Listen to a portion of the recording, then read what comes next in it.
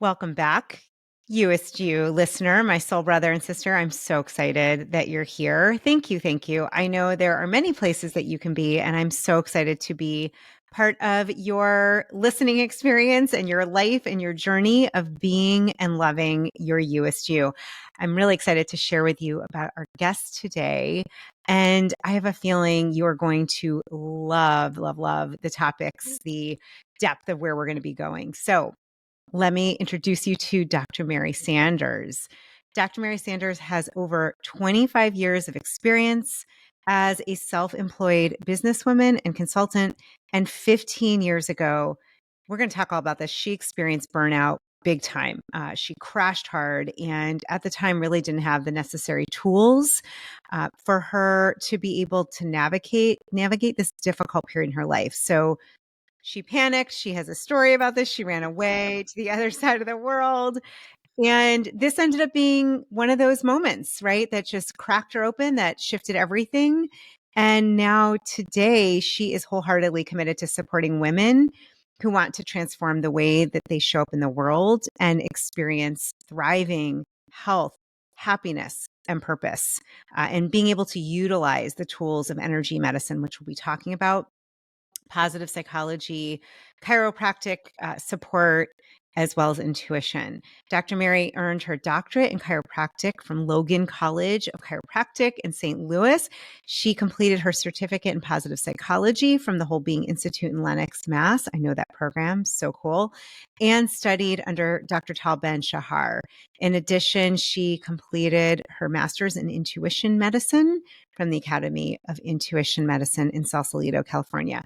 And I'm just really excited, Dr. Mary, to have you here today, just to go into all things intuition, energy medicine, healing, and what you've seen has really helped you as well.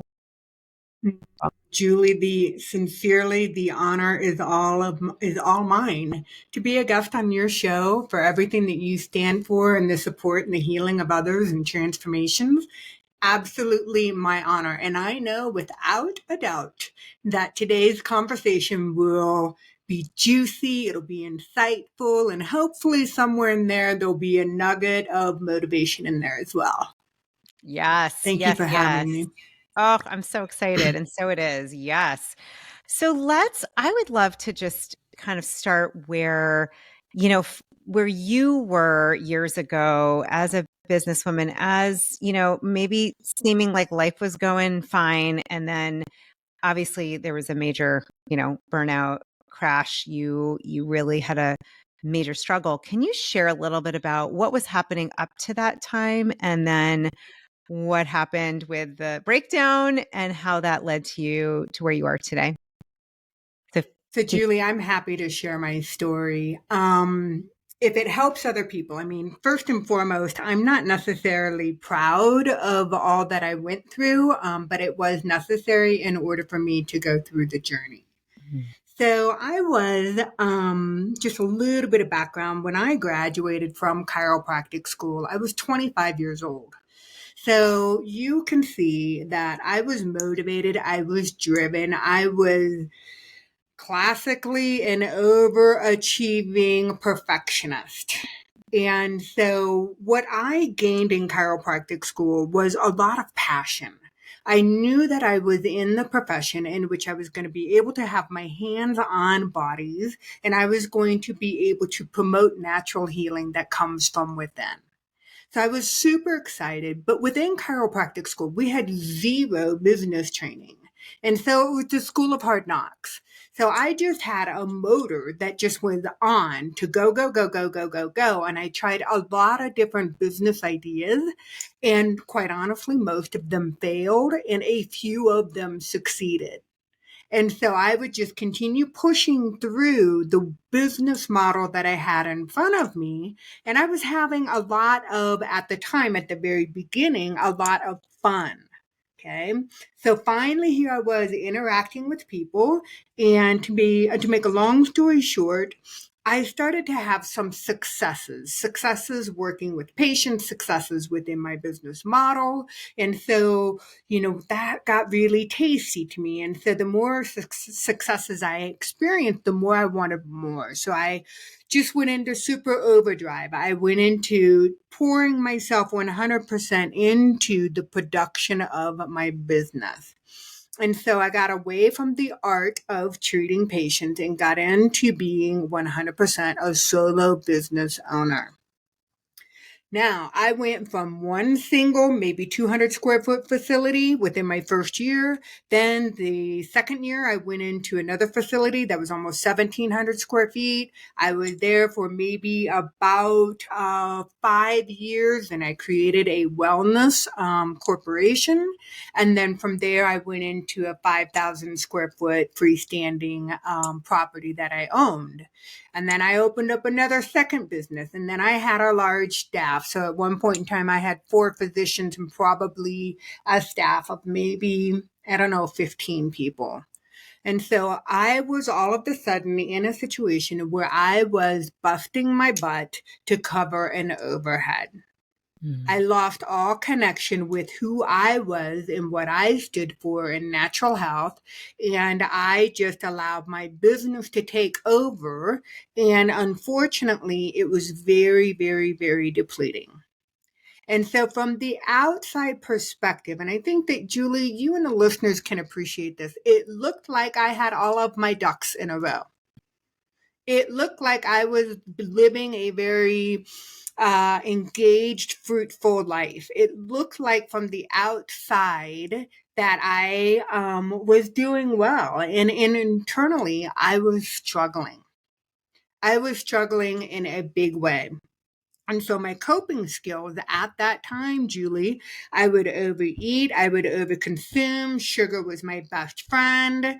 I would have alcohol in the evening and coffee in the morning. And then I took my adrenal supplements and then I did my yoga. And then I kept going, going to the point where I literally was in an adrenal exhaustion. I was flatlined. And flatline for me meant that I was getting intravenous Myers cocktails on a weekly basis. I was giving myself B12 injections. I was no longer exercising. I was under the care of an integrative physician.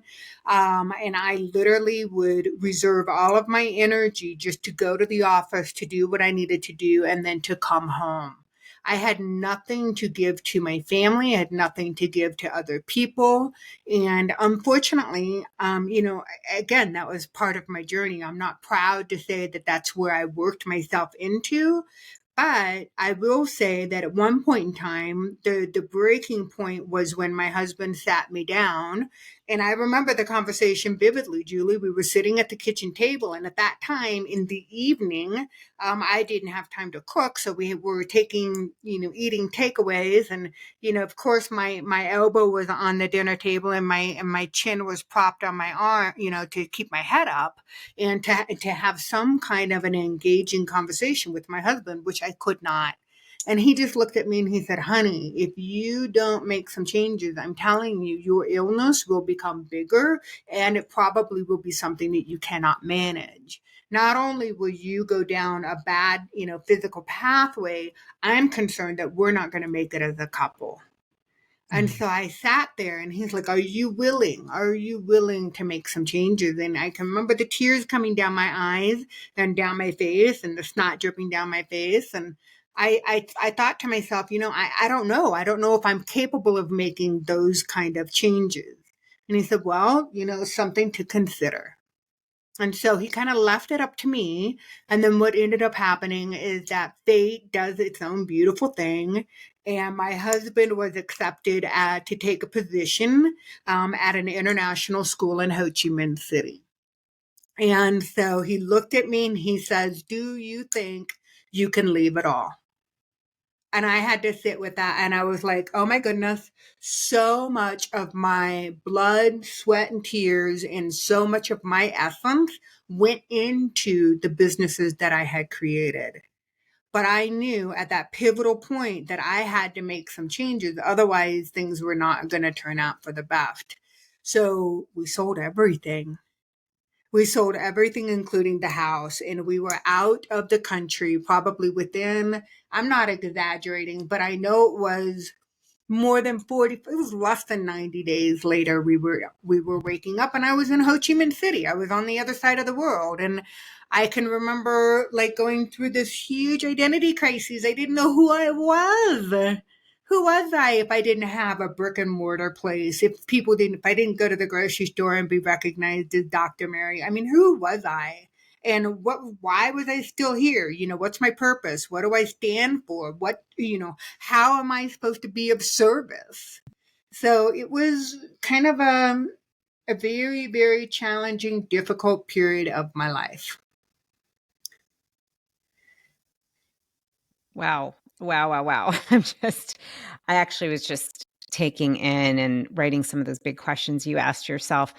Dr. Mary, I think this is so spot on your topic. I know just from knowing and hearing from many of my listeners that there are so many so many out there, myself Mm-hmm. included, that are going to be able to relate to this, complete breakdown. Like as you spoke, Mm-hmm. the tapping out really of your resources, of your body, of your adrenals, exhaustion, having your husband kind of tap you in the shoulder to say this is not sustainable with us here, with any of it. And I think it's it's a big deal to get to that wake up where you start looking at those questions like, who am I?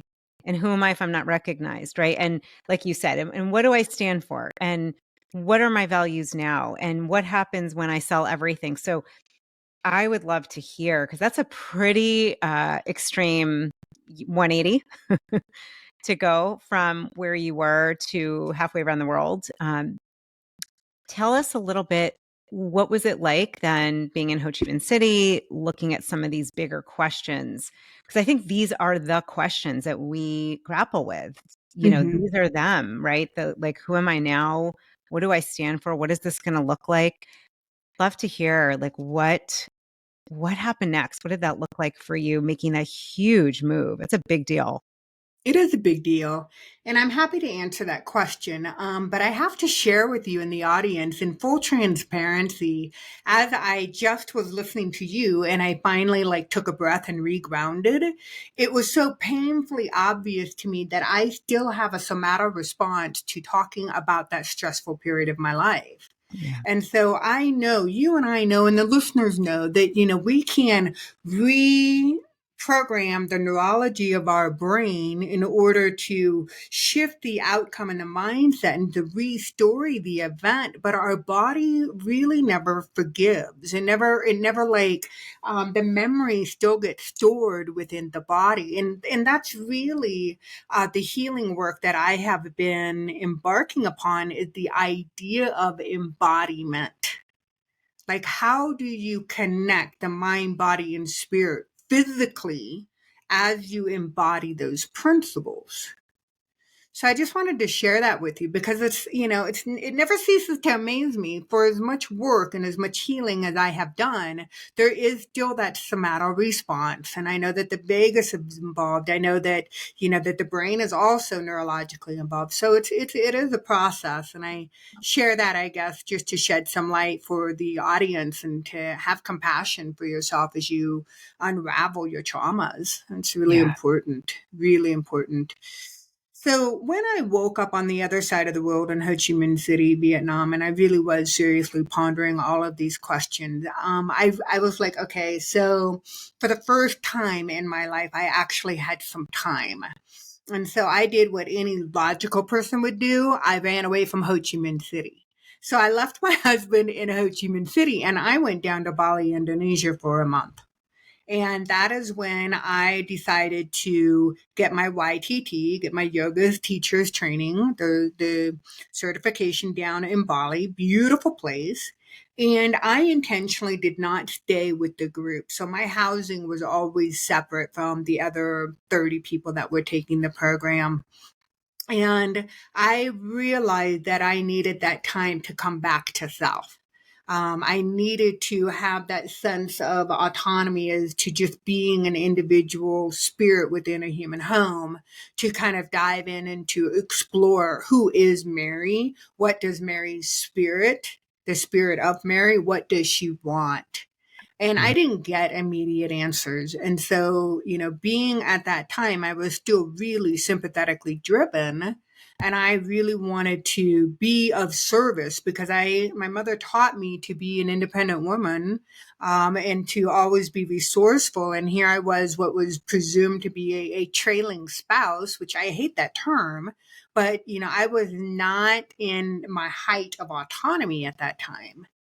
And so it was during my YTT that I started to explore again the space that gets created, the embodiment that happens as the direct result of yoga. Now, mind you, that I started practicing yoga in my undergraduate years. So I've been doing yoga for all this entire time.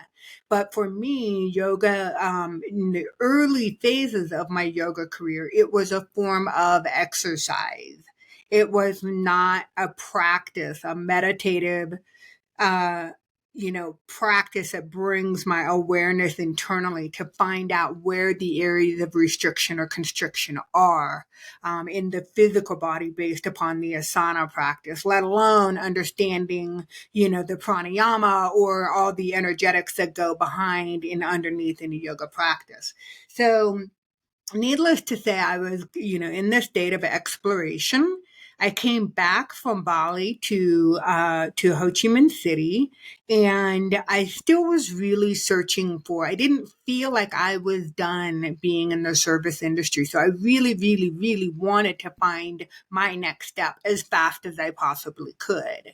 And you know how the universe works. That's not, that was not according to the universe's plan. So I had more time on my hands to play with the idea of what happens next. And so that's when I got in heavy into meditation and allowed myself to kind of sink in even further. Now, and I share this with you. Everything was so beautifully organic, but I didn't really appreciate that at the time. But it was through my meditation practice that I started to witness a shift in my sense of knowing, and being in alignment with divine timing. And that I knew intuitively that I was still on my path, even though I couldn't figure things out just as quickly as I wanted to. So I started to develop more trust and patience. And so finally, I was like, wow, this meditation stuff's pretty powerful. I wonder what's happening neurologically. And so that's what prompted me to go study with Dr. Tal Ben Shahar in upstate, in Lenox, Massachusetts. And I knew that Dr. Shahar was going to talk about the neurology, what happens within the brain when you really do tap into that meditative state. And so that's what led me to study positive psychology. And so once I really kind of understood what was happening within the neurology, then I could couple it with what was happening physically within the body. So organically, that was just a natural evolution of my training, my understanding, my holistic appreciation of what happens within the body. And then years later, I realized that I couldn't ignore the energetic body. So that's what happened, and led me down the path of going to the Academy of Intuition Medicine in Sausalito. Yeah. I love it's so funny to me how it's like when you're explaining this, and I'm like feeling you and feeling this experience. It looks like, it's like you take a tapestry and you have all these threads on the back and you're like, what the heck am I making? And then you turn it over. It's like, oh, this is gorgeous. And as you're speaking, like the threads make sense. Like I'm sure though, in the process, this was quite a, crisis of self and moment of real, introspection. And you said embodiment, which I want to talk about more. And I really acknowledge that is those moments of I had my own version, right, of this, and It is not, it's easy to see the tapestry now, but the threads then, I'm sure it was like, okay, I'm going to just do the next right thing. Okay, meditation. Okay, it's leading me to greater, trust and syncing up with divine timing. And it's just beautiful to kind of see how this path has evolved, Mary, for you.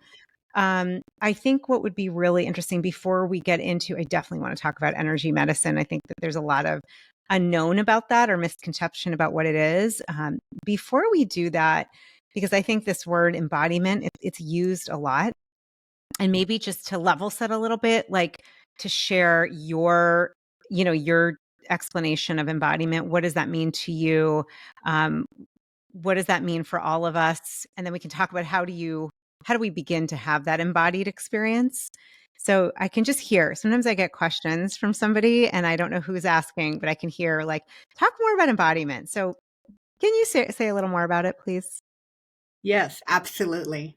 The first thing I want to say that the greatest transformation that can occur, whether if you're looking for physical transformation or psychological transformation or energetic transformation or spiritual transformation, the greatest transformation occurs when the spirit is fully home, fully embodied within the physical home.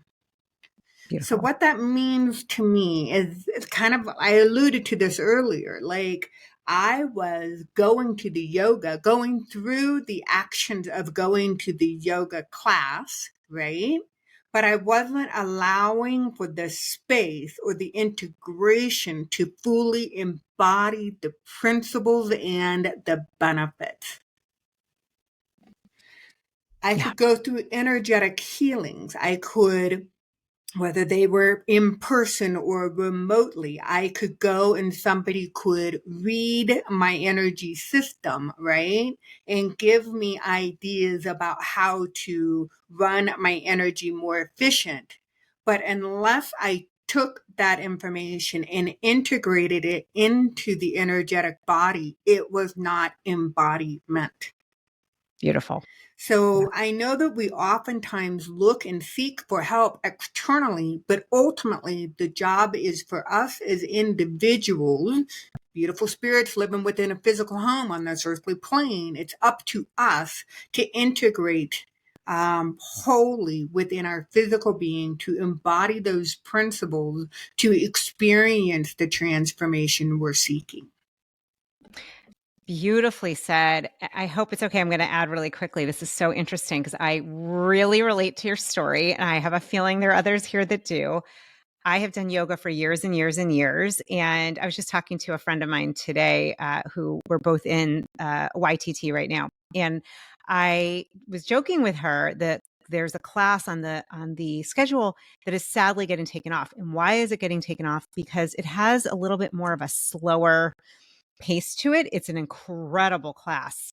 Um, and we were talking and I said, my younger self would not have gone to that because I would have said, oh, that's not hard enough. Oh, I'm not pushing myself enough. Oh, I'm not sweating enough. I'm not hurting after enough. And that, so looking at it from that way, I remember thinking, oh, it's a good workout. I like yoga, but it's one of many things. And I had no idea when you talked about pranayama, the breath and the life force and the special breathing. And oh my gosh, I mean, what I have found personally is the healing of yoga. This time I went back after I'd had a hurt back, a slip disc, very small slip disc, but still a big deal for me. And it's actually been yoga, but not just yoga as exercise. It's what you're saying. It's been the coming to my breath, being in my body, going in, forgetting about anyone else around me. Sometimes I just maybe sit for part of it. Maybe I'm meditating. Maybe I don't do most of the part. It doesn't even matter. But that shift. And so I'm saying that because I know others who've had any kind of injury or any kind of, wipeout or burnout or adrenal fatigue or what we're talking about. I didn't feel this way, but it's been one of the biggest gifts, Mary, is refinding myself in yoga and having nothing to do with pushing myself or the exercise, but really the joy of coming home to myself. So I had to say, I really get what you're saying. And it is a transformative way to be. And it is about going within. So I thank you for explaining that. I just had to share. It's been as I call it, mind blowing, this change. Hmm. Hmm. Yeah. Julie, there's no irony and there's no mistake that you're sharing that with me today. Because I'm going to share you're opening up a can of worms. So here we go. Oh, I love it. Um, Open the Here worms. we go. Here we go. So I still practice. I'm on my mat at least 4 times a week, and I go first thing in the morning. And for me, I personally enjoy doing hot yoga. So I do more of a Bikram style. I know the routine and allows me to kind of go deep with them. However, it was a couple of months ago that I realized that I missed teaching yoga. Okay. And it felt intuitively aligned, Julie. I was like, okay, it's time for me to teach again, to be on the mat as a platform to share the wisdom that I've acquired, right? So the universe has me teaching a Sunday morning 90-minute class that is a slow flow that includes chakra alignment, pranayama, guided meditation, mudras. This was the class that I get to hold space for. And so just like you have had belief systems, I went through the same journey. Now the blessing is that I get to apply the strengths and hold space for others in a way, and in a container, in a way that will bring me such joy. Mm, Such joy. So I am beyond excited to be on teaching, being in the class again. that's amazing, Mary. And I just had a thought when you were speaking, and I don't want to get too off track, but not to go into the effects of a patriarchal society. But I think there's something important to say here, which is for both of us. I know when we first met, when I was on your show, I'm like, I feel like I've known this woman. This is amazing. We're connected.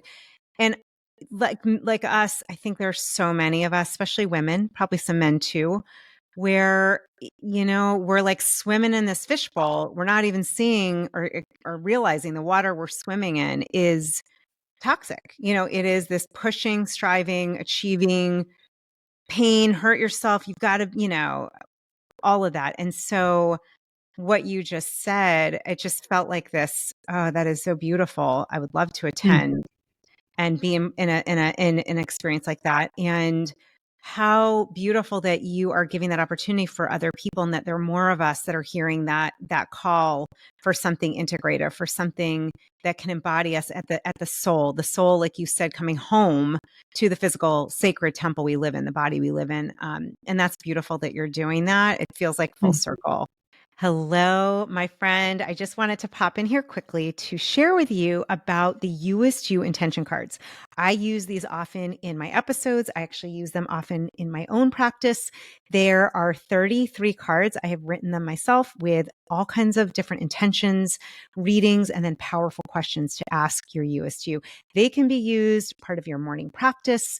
They could be used in a retreat that you're leading or that you're on, in a yoga class with your children, at the dinner table, if you're coaching somebody. There's a lot of ways to use these cards. I want to share with you that they all have a powerful intention, and they're designed to help you become your Youest You, to love your Youest You. So if you're interested in getting these cards, just go to juliereisler.com/shop. You can find all about those cards there. We have a special if you buy more than one. And as always, I hope they will guide you back home to your Youest You. Yeah. It's a blessing, and I'll share with you, Julie, that I had some big insecurities going back into the idea of teaching Yeah. in a new studio, especially here in Boulder, Colorado, where the fitness level of the average person is so high, Yeah. and the alternative mindset, coupled with the lifestyle choices. I thought, who am I to take up space as an instructor? I mean, I went through that, and then, oh, holy cow, we both can sit here and say, Yeah.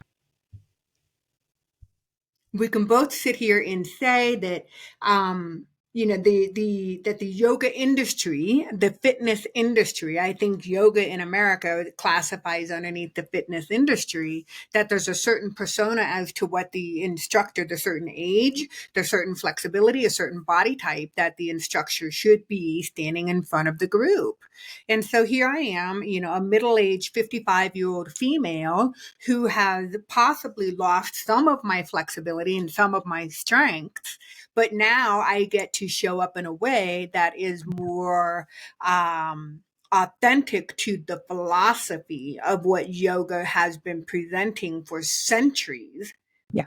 and to be able to hold space for that in a container that possibly, would have thought otherwise. So Mm. that's, I think, one of the most exciting things.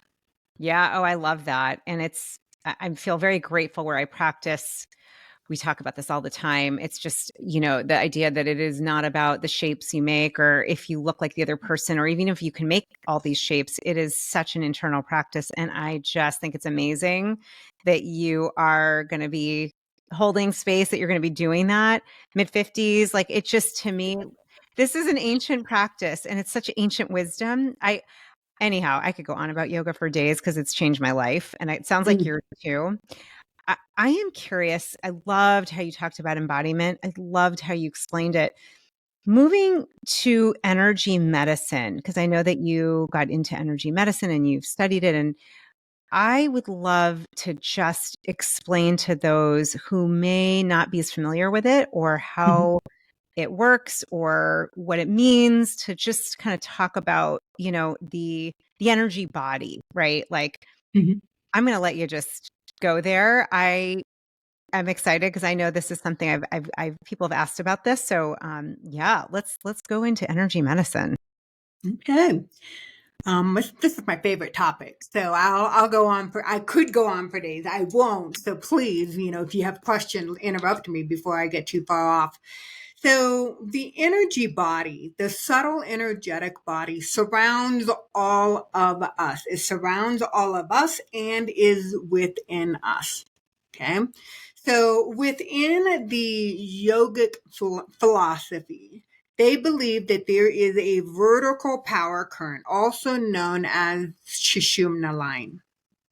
And they believe that they carry the Kundalini energy up and down within the body. And there are two other main nadis, if you will. Again, this is all based upon the ancient wisdom, the ancient yogic wisdom.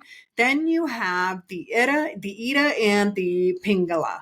And it intertwined kind of like a serpentine around the vertical power current, the Sushumna. And what ends up happening in yoga, there is an extension, there is a contraction and a relaxation that happens in the soft tissues. And that is believed to pull and to push and to allow the energy to run through the multitude of nadi energies that run throughout the system. Now, that's ancient wisdom.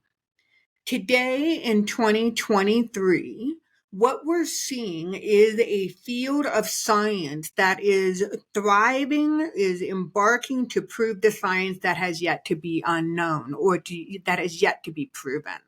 So they're trying to prove that there is an energetic or a subtle energetic body surrounding all of us and running within us. And so we're starting to design devices that can measure energy systems, which I think is absolutely phenomenal. But as a practitioner, I have to say that there is a big pregnant pause behind the science that has been proven to the science that has yet to be proven. As a practitioner, there's a big pregnant pause because experientially we are practicing energy medicine or energy modalities and seeing the effects that it has on the human system, and the psychological, the mental, the emotional body that resides within all of us. And so we're bridging that gap as practitioners of the hardcore science versus the science that has yet to be proven. Energy medicine, in my opinion, is essentially working with three primary energy systems. One, and it's called the triad of healing energy. And all of us have the capacity to build this energy within our own internal systems for the purpose of healing, for the purpose of health, wellness, vitality, and it is sustainable. And we are in absolute control over it. So the three energies that I'm referring to are the earth energy. It's the most sustainable energy that we have available to us. It is what the Schumann resonance that comes off of the earth, the 7.83 hertz that we tap into. And it's like this really yummy, ooey gooey, nutrient rich organic substance that we have access to, that we can run through our meridian systems, our nadis, into our cells of our physical home. And that allows us to be grounded in a relationship with Mother Earth, that allows us to release any and all discordant energy that no longer serves us. That's earth energy, coupled with our own personal vivifying signature, our life force energy. That's what makes Julie, Julie. And when Julie says, be the Youest You, she's talking about life force energy and living in alignment with that greatest force. And it's like, when you walk into a room and you feel somebody's energy, that's life force energy. And you can tell who's filled with it, and you can tell who's depleted of it. So my wish for everybody is that they are so full of themselves that they exude this energy, right? And then the third energy is the Kundalini energy, and that's transformative on a cellular level. So that's what gets down into the membranes of our cells, of the trillions of cells that we have within the physical body. And it passes through the membrane into the physical DNA of our structure. And that's what allows us, the Kundalini allows us to be able to rejuvenate ourselves at a higher frequency. So we can physically up level the DNA structure. So if you combine and you magnetize Kundalini, earth, and life force energy within a solid container, okay? And I say a container because we have boundaries. We get to establish boundaries that protect our physical body and our biofield. And so we can be in relationships with other people, other places, other things, and still be full of ourselves. And energy medicine can work independently and adjunctively with traditional medicine as well.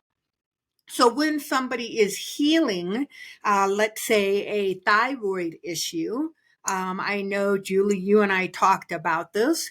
If somebody has been diagnosed with thyroid issues, for example, we would look at the consideration of that thyroid issue for being autoimmune. Do they have Hashimoto's?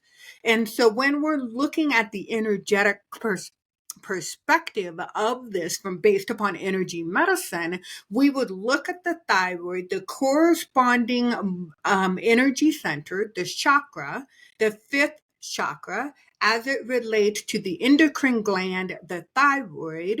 We would also then be looking at the neurological pathways as to how the thyroid sends hormones back into the bloodstream and triggers the neuropeptides within the brain. So when we're altering using energy medicine and altering these energy centers, we will see a direct physiological change within the body. Like I said, you caught me on my most passionate topic, and I could go on for days, and I'm sure that you must have some questions or some thoughts or some comments. Well, love this explanation. Love this triad, right? The earth energy, the mother earth energy, our own life force, Kundalini energy. It's so interesting because one of the gifts of having this thyroid experience, I'll say it that way, has been looking into all kinds of modalities, including energy medicine. And so what I was thinking is maybe, before we come to a close, I actually would love, if you're open to it, Dr. Mary, is to share one or two energy practices that somebody could, who's listening right now, maybe it's their thyroid, maybe it's not, maybe they're just burnt out, they want to connect more in, maybe hopefully there's nothing going on that's depleted. And if you're that person, come talk to me. I want to know what you're doing and how you're doing it, because I'd love to know. Just, a practice or Sure. two would be super cool, so that we can gift that to our listeners to learn how to do some of these Yes. practices on themselves. So yeah. Yes. This is super easy for me to answer because I wish I would have been taught these techniques when I was first starting chiropractic school when I was 21 years old. I believe that everybody within the healing industry, if you will, or anybody that's of service, should learn how to two things. Number one, ground. Yeah. Number two, learn how to mutually separate. Now, Mm. what I mean by neutral separations is just basically at the end of your day, in a kind of a meditative state, just allowing, kind of put the people that you've interacted with in individual spheres that are outside of your auric boundaries. So let's say I could put all of my patients into one sphere, one bubble. Let's say I put all the people that I've literally like just superficially encountered with at Whole Foods or the gas station or the yoga studio, or maybe I can put my family in another bubble. And so in a meditative state, I literally will gift back any and all energy that I have shared with these people or these groups. And so I visualize the energy leaving my palms and going over into these spheres of influence. And I watch these spheres of influences or these people fluff up because they're receiving energy. And then I just basically, because it is my own right, I want to retrieve the energy that rightfully belongs to me. And so from these spheres or these bubbles of influence, I visualize the energy leaving their sphere and coming back to me. So in turn, I feel my energy system fluff up. I become more charged. And then I neutrally ground it, which I'll just talk about in a moment. But from that state, I will find neutral identifying description to be able to say, I'm Mary. I'm sitting here behind my I have a black desk. I'm sitting here and I can see that I have a plant over to my left and I'm wearing black boots. These are neutral identifying descriptions of what separates me from these other people, places, or groups. So then I am neutrally separated. I am no longer carrying the energy of these people. So that's the first takeaway. I would say neutral separations is imperative. Fantastic. Because when I was so burnt out, I literally was carrying the energy of all of my patients. There was no space left for me. So that can happen to people, and that can deplete your life force energy, which leads to sickness. Mm. The second tool or the second suggestion would be to ground. And I mean by just connect with Mother Earth. Okay. And so if you don't have the ability to put your feet on the earth, then set the intention. Energy follows thought. So as creative as you can be in setting your intentions by grounding down, meet and greet the frequency of Mother Earth as frequently as you can. And the reason I think that this is such a valuable tool is because most of us walk around from a dysregulated state within our central nervous system. So if we can set the intention for our body to slow down, like I mean way down, it will allow the heart rate, the respiration, it will allow the parasympathetics to come back online to assist in that dysregulation. So those are the two main things that I think that everyone, well, I should say meditation too, but I think that I think the planet would be a much better place if everybody would take the time to do those two things plus meditation on a daily basis. Mm. Those are so fantastic, Mary. Oh my gosh, I'm so grateful because this is the thing. It's what I love about all of this, what we're talking about. It's free, it's natural, it's within you. All of us can do this. Um, and I love that reminder, that intention is strong enough, even if you can't get your feet on the earth. When I know sometimes just waking up, putting my feet on the ground, I have wood floors. I just think about wood as part of earth and Mother Earth. It can be in any, in your mind. It's just that intention. And I love, love, love the neutral separation. You shared that with me the last time when we met. And I've been doing a version of that. And for those listening, if you're highly sensitive, if you're an empath, if you're very in tune with energy, I know that's something. I know I certainly fit in that category, and I have a feeling most listeners do. This is really important. It's really important because we don't even realize, like you said, you could be at Whole Foods, you could be the guest, you could be anywhere, and you kept that energy, and we want to gift it back. And I love that. Then coming, receiving. It's also, to me, it's remembering that we deserve to receive our own energy and the energy of our own life force. So there's a lot in that. Those are beautiful practices. Yeah. Thanks. And I think it's worth mentioning and just letting the listeners and to remind us that Mother Earth is ready, willing, and able to receive any and all discordant energy from your Mm. system, and that's her job. And so I see her, this is her job, is to absorb that discordant energy, and then that's when the beautiful magic and the alchemy happens. She transforms that energy, and then she recycles it literally to another sentient being as positive earth energy. So she's depending upon that whole infinity type give and take and receive. And it's just all part of who we are and why we have chosen to be on this earthly plane. Mm.